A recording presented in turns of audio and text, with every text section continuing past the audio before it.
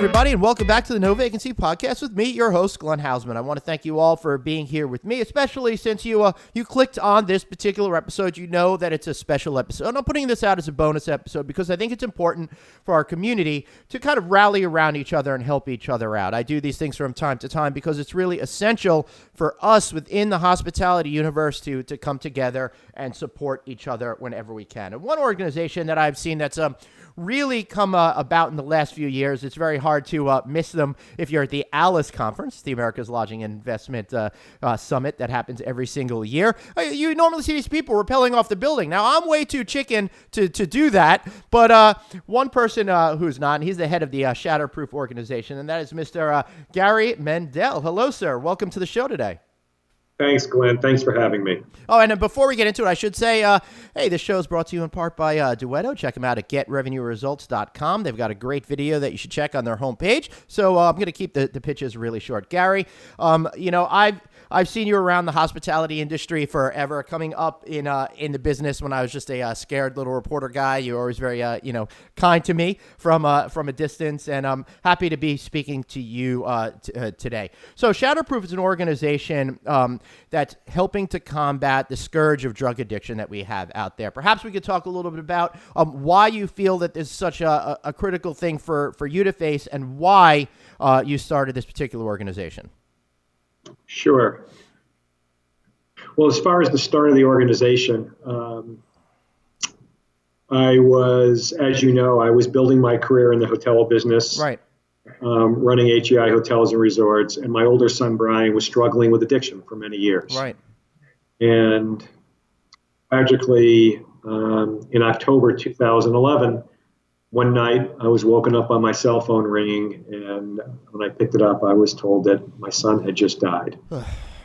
And clearly that just doesn't get any worse for anyone. Right. And, Brian hadn't used a substance in 13 months, but the disease is so strong and so powerful, it took his life. Right. And in reflecting in the months that followed and reflecting on what had happened, it became clear to me that what really struck me was how big this disease was, which I really didn't know when Brian was alive. Right. Because no one talks about it. It's like this silent disease that it's in every family, but no one talks about it.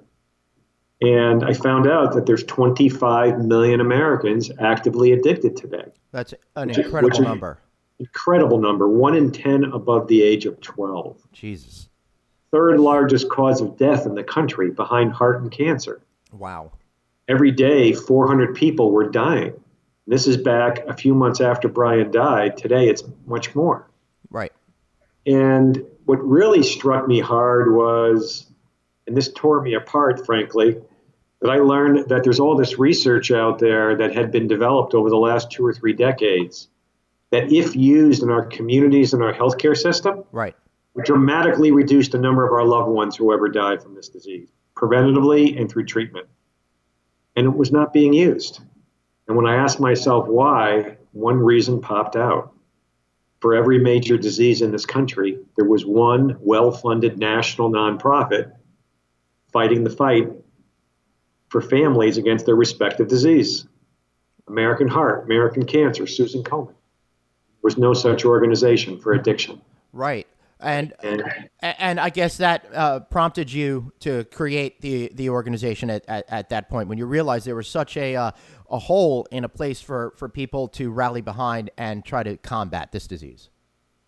Absolutely. I was fortunate, if you can call fortunate, a few months after my son died, but in some respects, that I had a world-class team working with me at my hotel company, who was able to take over for me without missing anything, and business has continued to grow, allowing me to leave and go do what was now my passion. Right. To help spare other families from this disease.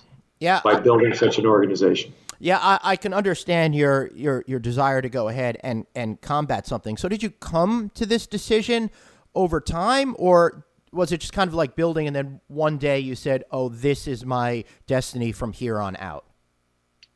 It was one day. I studied the field for a few months, thinking this was going to be a small local nonprofit. And I remember it was the last day of March 2012. I drove to my office and I said, all right, I've been studying this for a couple months now. What have I really learned? And I took out a pad and I started writing. And I wrote big, like we just spoke about. I wrote tragic because there was all this research existed that wasn't being used. And then I remember crossing out the word tragic and putting the word hope. Wow. Because now I realized there was information today that can start saving lives tomorrow if we only used it. And then I wrote national organization. And I remember right at that moment, I looked up on the wall and there was the last picture of my son, Brian, alive that I had taken 5 weeks before he died. And he was helping somebody on the street and I had taken the picture. And now I look up and I see him helping somebody on the street. I look down and there's on my paper, huge number of deaths. We have information today that can save lives tomorrow. And what we need, this country needs, our families need, is one well-funded national organization. Right, and that's what Shatterproof is, and you're really shining a strong light on this particular issue. And unlike I don't want to say traditional diseases, but diseases that we're more accustomed to, such as that cancer or heart disease or even AIDS or something like that, you see that it's visible and it's easier for people to connect with that in a way. But when it comes to drug addiction, even today, there's still a stigma that perhaps that person is weak, or perhaps, people just don't want to talk about it. They just want to, hide about it. So how do we start as a community to start to break down those barriers so we can have open and honest conversation, bring this into a light without what I would call a shame factor associated to it? Sure. It's not one easy answer, but the first thing that I did to understand that and create a game plan for it was look at what's been done with other diseases. Right. Decades ago, you couldn't talk about cancer, couldn't talk about AIDS. Right. So what's changed? I went back and studied those movements. And what you learn when you study those movements are stories of people change the way people think about things. And so we've been very tactical in engaging people with their stories and getting the word out. And so that's one thing. Second thing is we saw what other disease states were doing with bringing people together for events, like a walk on a Saturday morning. And that's why we launched our Rise Above Addiction walks around the country, with 5 last year, and this year 11. We have several thousand people come together at each event, together, united. And I have to tell you, when you stand at the podium before a walk begins, and you look out at 2,000 people or 3,000 people, and you say, how many of you in this crowd are in recovery or addicted? 1 out of 10 or 1 out of 15 raise their hand. And then when you say, look around, look at all the people here supporting you. And look at the logos: Wyndham Hotels, Choice Hotels, JP Morgan Chase, Morgan Stanley, Bank of America. Look at all these major companies supporting you. People start crying with happiness, with emotion. Right. It's just unbelievable. It's just, you can't create a better way to end shame and stigma when you have corporate America coming out with teams of 30, 40, 50, 60 people each, and families coming together. You can't do it better than that. So how do families deal with these particular issues? We're seeing, the big picture, and you've got the Shatterproof 5K runs that are still happening in 2018 in Boston, Chicago, New York, Atlanta, Orange County, Dallas, and more. But I'm thinking about, I have twin boys. They're 14 years old. There's still a sense of innocence about them. I'm pretty sure that they haven't been exposed to some of these dangers that are out there. How, as a parent, can I be sure to be vigilant and make sure that if a situation starts to happen, I can handle it quickly and effectively? Or is there anything else I could do so I don't feel powerless? Sure. Great question, Glenn. And you know what? I'm going to answer the question with something first, which you mentioned a few minutes ago about how this disease is different than others. Yes. And you started talking about the stigma. Right, in terms of perception. Correct. But there's another way that it's different from many other diseases, and you're touching upon it now. This disease largely can be prevented. Right. This disease largely can be treated well if you have it. Very different from a lot of other diseases. We just have to use the information that we have.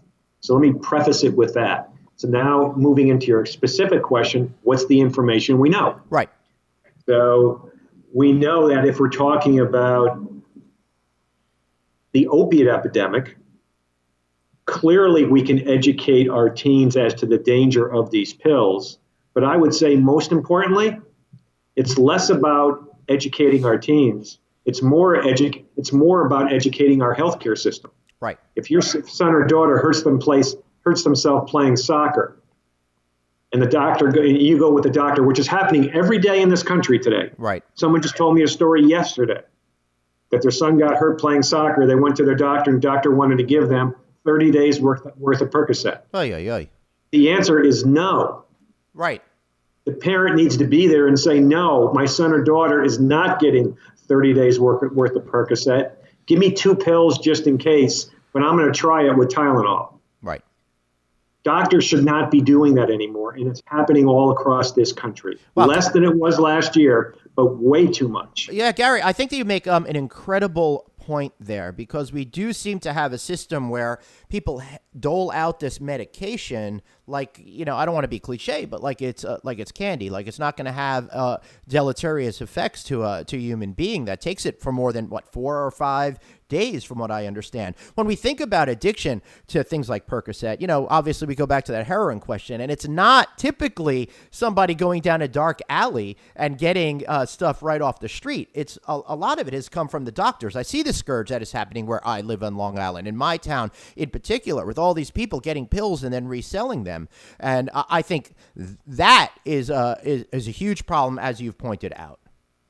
Glenn, just to emphasize that 4 out of 5, 80% of those who are using heroin today started with a legal prescription painkiller. Yep. Wow. The amount of pills being prescribed in this country last year were enough to give every man, woman, and child enough pills to be fully medicated around the clock for 3 weeks. So the good news is prescriptions are coming down from where they were 3 years ago. That's the good news. But the bad news is not near enough to where they should be. And again, I want to also emphasize we don't want to take pills away completely. There are some people that really need them. Absolutely. And they should have them. So I want to be very clear about that. But there's still many people that don't need them that are still getting prescribed 10 days, 20 days, 30 days, when they may not need them at all, or maybe they just need 3 days. And by the way, this is not my opinion. Agreed. This is the recommendation of the CDC of the United States, which is the most authoritative agency on the planet. Right. So, Gary, then why do doctors go ahead and prescribe all of this unneeded medication?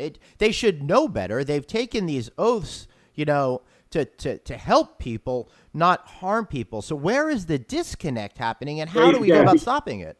Yeah, great question. First of all, doctors not only take an oath to help people, 99% of doctors or more want to help people. Right. That's why they became a doctor. So this was originally not the doctor's faults. Mm-hmm. They were trained starting in 1996. They started to become trained that these pills were not dangerous. Right. Not the doctor's fault. And that's how they were trained. Well, in the last, actually two and a quarter years ago, in March 2016, the CDC came out with a guideline of 12 recommendations, which now collected the research of the previous decade and said, you know what, we were wrong. That these pills are dangerous on the downside. On the upside, they don't really help people. So the risk reward's not there. We need to go back to cautious prescribing prior to 1996. So then the next obvious question was, when the guideline was issued in March 2016, why is it still happening today? Right. The answer is human beings just don't change their behaviors that quickly. Mm-hmm. We just don't. And so, having said that, today I believe the healthcare industry is at fault. Right. Because they should self-police themselves to make sure that every doctor in this country follows the CDC prescribing guideline. And it's happening better and better. But if there's one person in the United States today that gets prescribed 30 days for something they don't need more than 2 days for, and they become addicted, that's the fault of the healthcare system today. And that needs to be changed. Right. And then, Gary. And that's why we're here. Right. And then I would add on top of that, if, say, you're able to intervene with the person who's suffering from this disease, I understand that the treatment system isn't really as effective either to help bring these people back from the brink of addiction. Well, that's also the good and the bad news again. The good news is research has proven without any doubt that this is a treatable disease with right. success rates the same as any other chronic illness, diabetes, heart disease, etc. That's the good news. The bad news is we have a broken treatment system that's not following the research. So if someone is addicted to opioids, mm-hmm. they should go to our website and go to the Learn button, and they will learn about medications that can treat opiate use disorder with the same success rates as any other chronic illness. Right. And you also have on here, besides that, preventing college drinking. You have programs for schools, everything you need to know about opioids. If you want to learn more about it being a public health crisis, there's all this information too. Wow, there's a depth here of information and resources that's pretty incredible that you were able to put this all together. Even all stuff on treatment that goes all the way back to first steps and how do you get started.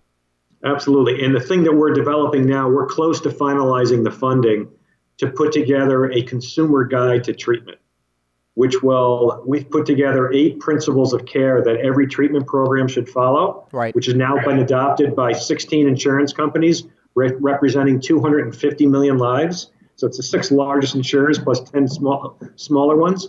And we've all adopted those, that we published them and brought everybody together. So we're in the process now of finalizing funding to pilot in 5 states algorithms that we can derive from claims data and information we can gather from the treatment program to determine how well each treatment program in the country is delivering on those 8 principles of care, and then to publish it on an annual basis.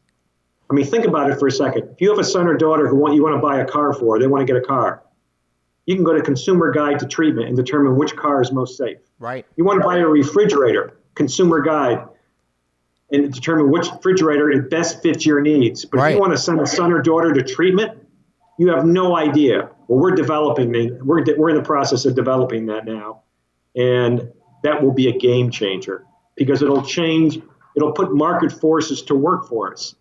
If family members can know where good treatment is and where bad treatment is, they'll create demand for the better treatment programs. Insurers can use it to decide who's in their network and who's not in network. Regulators can decide who to license and who not to license, all based on the algorithms that we're creating.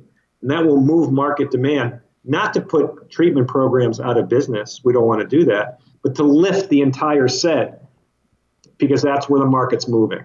Right. Well, you want to be much better care for everyone. Right, Gary. You want to be able to educate people in this particular time of need because I don't think people are typically looking for treatment programs before there's a need for treatment programs, and a lot of the times these things are rushed and harried. And you may want to do well, but you could pick a program that's not as effective as the other program. But without these tools you're talking about, you have no idea on how to determine which is which and where to send your loved one to make sure they're taken care of. Absolutely. We're working with the insurance companies who have all agreed to put in network the programs that rate higher, not put in network the treatment programs that are not rated, that are rated lower, which in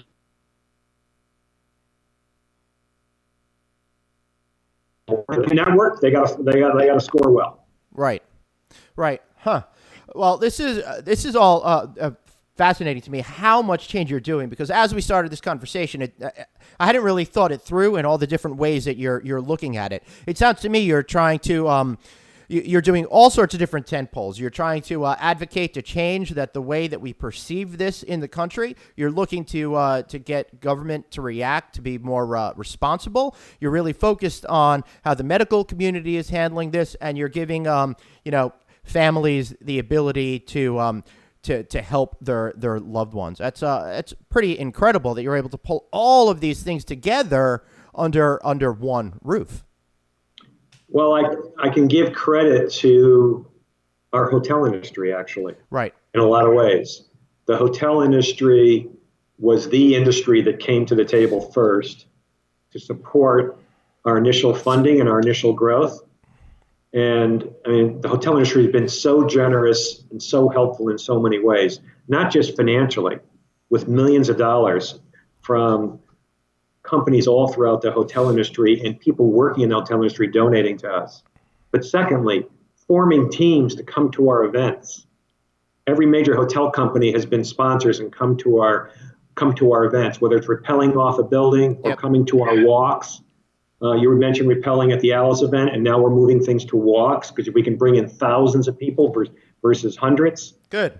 But also giving me the skill set to think how to scale things. My background in the hotel business gave me the ability to look at this in a way of how do we scale things and do things comprehensively. Right. Which is a compliment to the industry. Yeah, I mean, you created a company that's massive in size, so it's incredible that you're taking your entrepreneurial skill set and turning it to something such as this in order to make a difference. What to you is the difference between creating a company that's for profit and creating a company that's there to save lives and make a difference for humanity in such a meaningful way?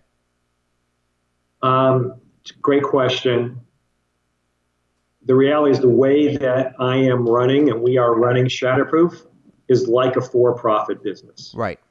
Which is unique and not that often you see in the nonprofit world from what I've learned. I treat just the way when investors investors and college endowments gave us money to invest in hotels. Mm-hmm. I was a fiduciary for their money and treated it that way.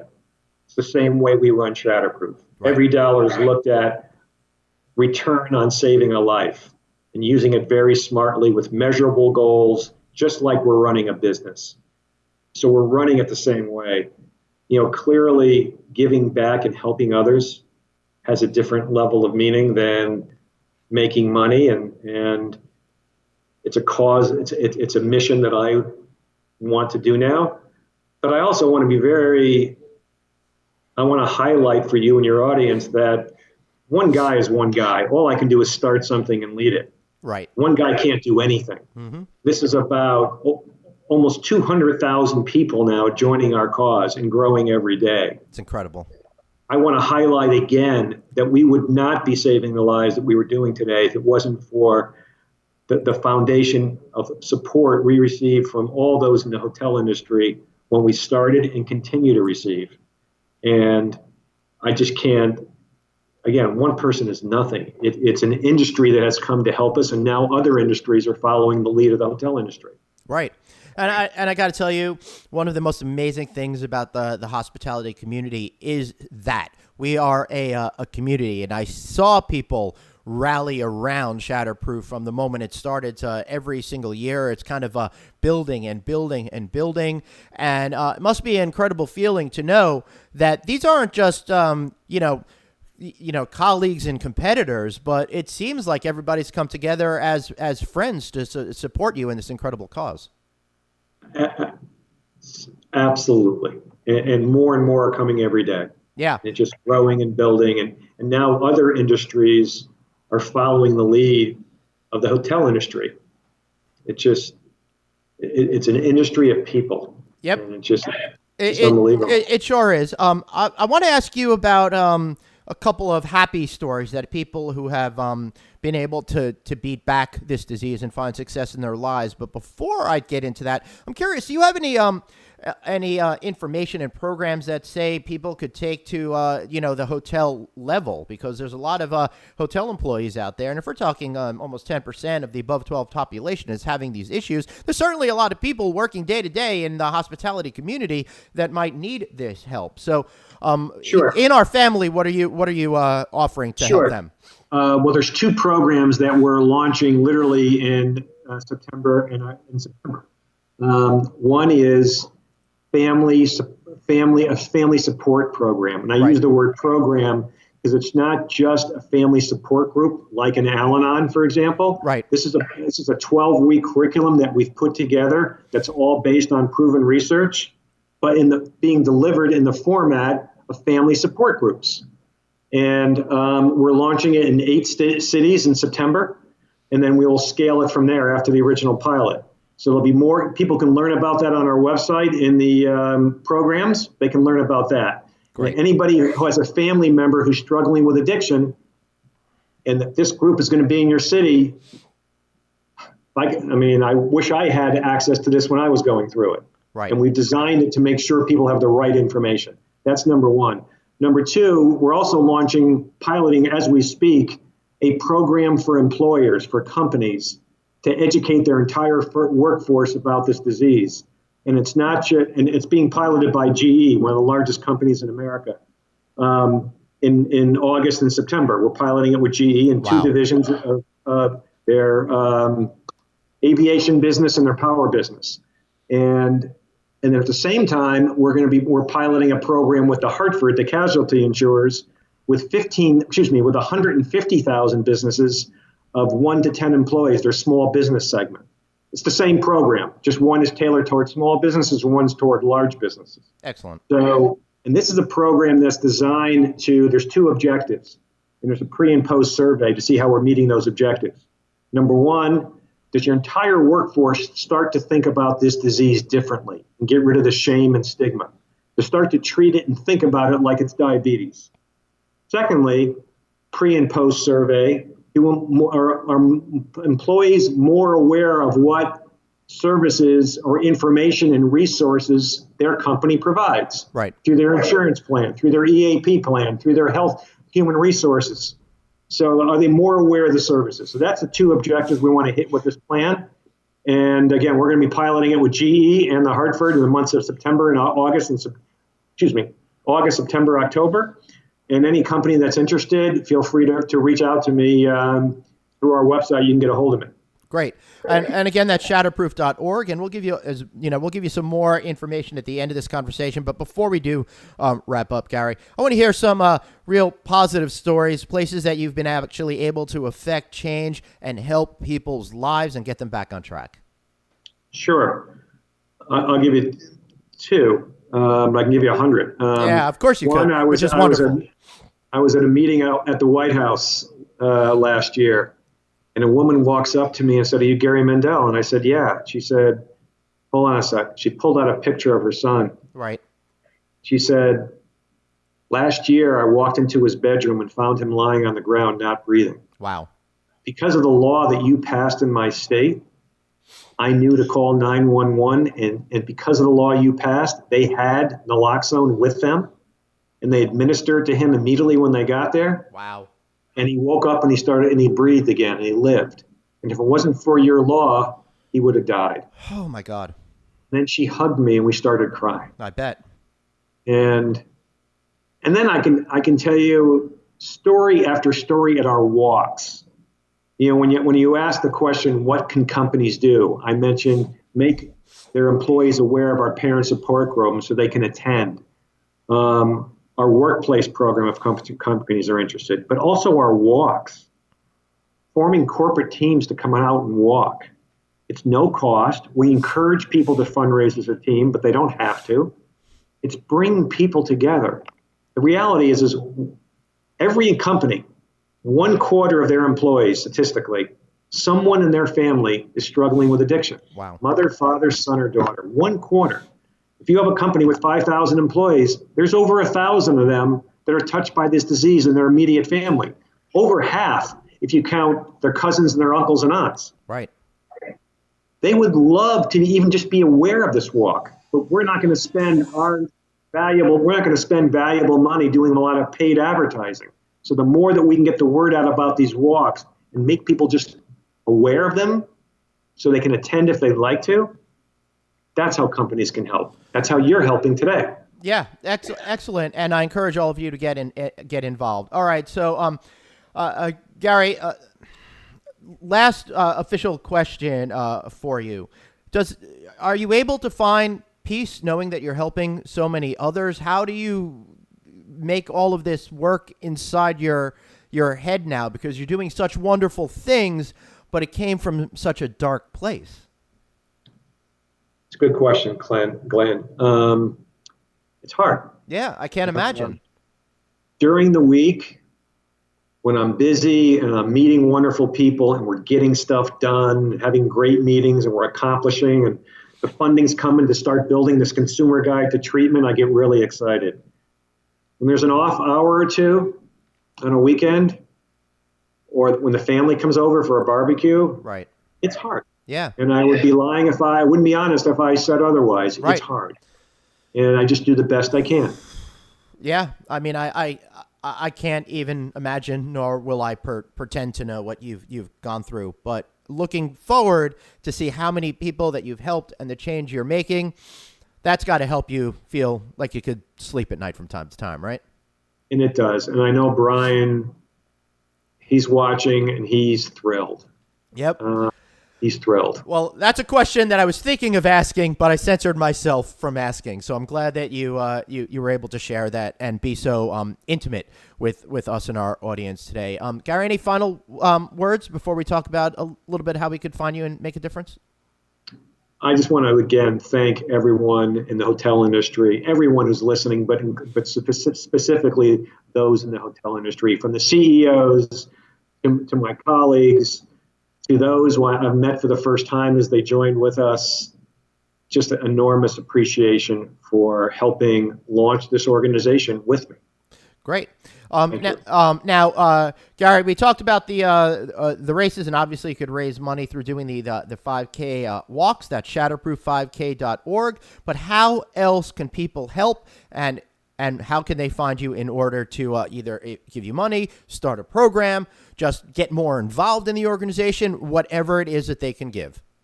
Best thing is to go to shatterproof.org and just put their email, their name, their email address, and their zip code. Zip code's very important because when we're trying to get laws passed in states, we're only going to reach people who have a zip code in that state. And again, you'll get an email if we have your zip code and we're working on this law in this state that's going on this committee in this day. Right. Where you hit this button and reach out to your legislator. If you don't want to, that's fine, but at least you know about it. Yep. Or if we have your zip code, we're doing this event in your state. So zip code's very important. Excellent. Well, I'm definitely going to register and make sure that I get it here. It's right now.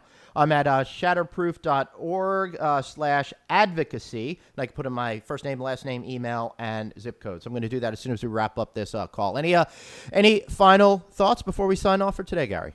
No, that's great. Glenn, it's been wonderful questions and interaction with you. And I encourage anybody who's interested in any way, you can reach me through LinkedIn. You can reach me through, LinkedIn or Twitter are the easiest ways to reach me, or through our contact line on our website. Happy to speak with anybody. Great. And if that's too difficult for you, just drop me a line in the show notes. My email address is there, and I will make sure that you get connected as well. I hope you all found this to be as meaningful and as important as I did today, and it's a really amazing story to hear, and hopefully together in the hospitality industry and beyond, we could all continue to make the difference, get rid of that stigma, make sure that anyone that goes down the wrong path with this drug addiction is helped, is loved, is taken care of, and can get back to being a productive, healthy member of society, just like you've had any other type of disease. So thanks for listening, and we'll be back next time with another show. Thanks so much.